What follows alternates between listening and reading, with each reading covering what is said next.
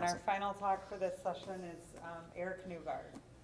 Thank you. Thanks everybody for sticking around for the last presentation. So, a little slide about myself. When I started my job in 2016, about 10% of my work was marine biology. Now, 90% of my work is dealing with corals. So there's been a big change, and I'm very excited to present some of the coral-related initiatives we have at Port Everglades. We want to be as transparent as possible with our program, to share all the positive things that happen, the negative things that happen, and just let everybody know what's going on with the port in terms of coral. Port Everglades opened in 1928. We've been there obviously for a long time. We are a very significant port, #1 seaport in Florida for petroleum storage. We serve all 12 counties in Southeast Florida, and if you are here today, you use some of the petroleum that came from the port to get here. We are also #1 seaport in Florida by revenue, number 12 port in this U.S. in terms of containers, which is pretty significant when you think about how many ports we have on the West Coast and elsewhere on the East Coast. And we're #3 seaport in the world for cruise passengers. So I wanted to put the slide in here about population growth. It kind of explains some of the other things I'll be talking about. But in the since 1970s, cruise ships have increased significantly in size. Container ships have increased significantly in size. But most importantly, our population has also increased significantly. And it has resulted in our need to continue to construct and do additional things. So what I have here is a slide of the different projects I'm going to be talking about. I did want to have a graphic of location for every one of the projects, so take a quick note of this.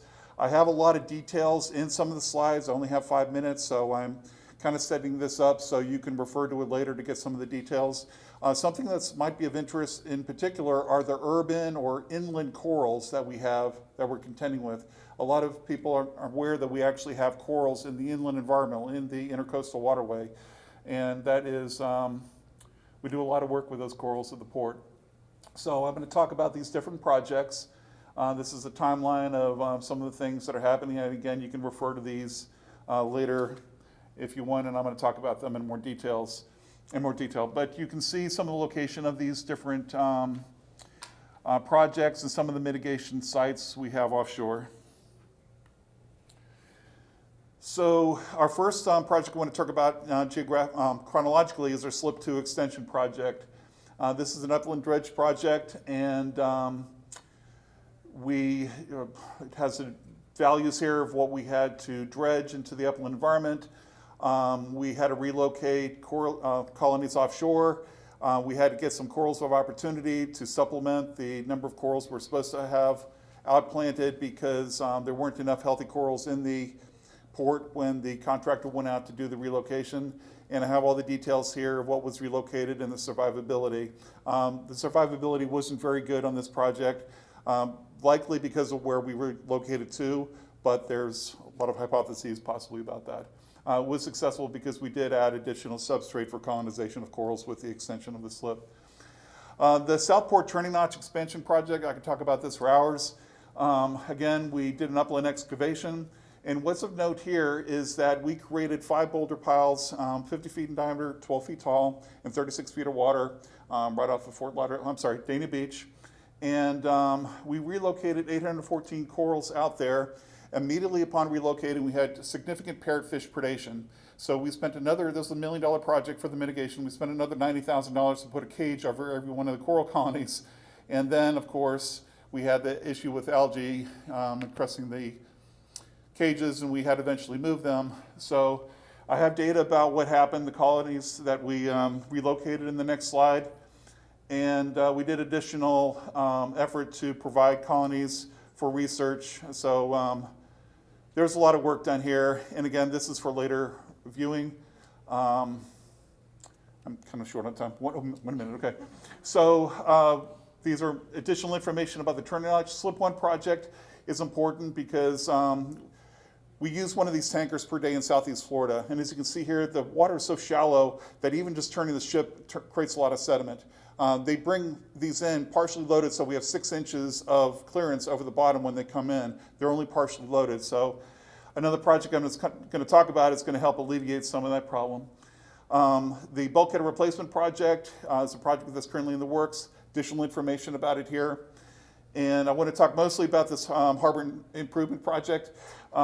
Very importantly, 6.5 acres of direct excavation, but we're looking at, where is it? Several hundred acres of impact we're considering. And we have considerable amount of effort that's gone in with an interagency working group, a group of 45 individuals from all the agencies you can imagine. They've been very helpful in developing this project to minimize the impacts to the maximum extent that it's practicable. A lot of detail on this one. I want to applaud the interagency working group for all the effort that they've done on this. And, okay. I also want to mention that this is going to be $1 billion project with $500 million of restoration work, or mitigation work. And it's my understanding that there's a significant concern that there aren't enough consultants out there to do this work. So very importantly, there is an industry day or industry days planned for November 15th and November 16th.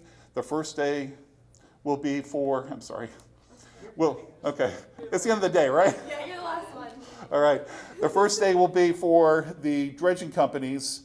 But if you are a consultant and you want to get on a team to do this work, you should go to the first day to interact with the dredging companies to get on their teams. And then the second day is specifically about the mitigation we have to do.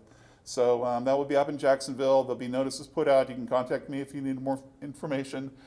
This will be presented or available later for review. But if you have any questions about anything, I know I went through it very quickly, and I'm happy to answer any questions now or later if you see me around. All right, thank you. Are there any questions now? Shelby? I'll just quick to what you just mentioned. In terms of where's the notice, will it be displayed on the Port Everglades site, or what would be the best way to find that information? Well, I don't think we have a plan for that yet. For noticing the event? Yeah. Okay. Yeah, Yeah, so the Corps has a site. If you go just type in USACE Port Everglades, you'll get to their site. I'm just announcing that it's out there, it's being planned, we've locked in the date, we've locked in the room. I don't know how we're going to disseminate the information to everybody, so that's one of the reasons I presented it now. Reach out to Erik. Reach out to me. Yeah, I got business cards, you can have my contact information here. Erik, it will also be on Sam's. Okay, If you're familiar with Sam's, it will be on Sam's. okay, thank you. I had another slide here. There's a link for the Army Corps of Engineers website. And this is a list of all the studies we've done, or examples of the studies we've done. We did a tremendous amount of work to try to minimize the impact. And again, I want to applaud the interagency working group for working so closely with us on helping us develop the minimization efforts for this project. Another slide, oh my God. All right. So yeah, that's all the details about the different species we'll be dealing with people that have an interest in species-specific issues. Okay, any other questions? I'll make a quick comment. Yeah. So is there an anticipated, I know there's been some numbers estimated for the coral relocation. Do you have more of an idea of the quantity? They're in the environmental impact statement, but it keeps changing. And I don't want to put out any numbers. Yeah. Yeah, it's in the hundreds of thousands of corals. It's a very, very significant mitigation project. All hands on deck. Yes. Any other questions? All right. Yes. What lessons learned did you take from the Port of Miami?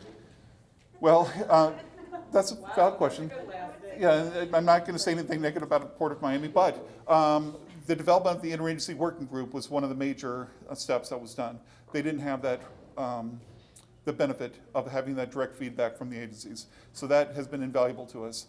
But we are also implementing a lot of changes, like there's not going to be any rock chopping. There's not going to be any overfilling of the hopper barges. So there's not going to be any dredging during coral spawning season. There's a lot of things like that that are going to be implemented to minimize the amount of impacts, but we're still learning. The study isn't complete. We're currently working on the mitigation plan. So we're looking at things right now like coral larval connectivity studies, and it's pretty intense. Okay, awesome. Thank you, everybody.